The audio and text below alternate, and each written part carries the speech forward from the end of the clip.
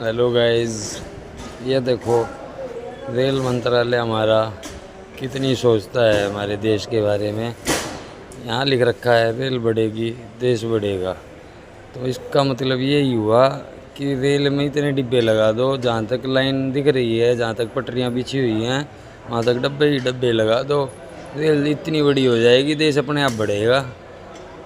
सही है ना भाई दोस्तों, इस पर ध्यान दो। जय मोदी।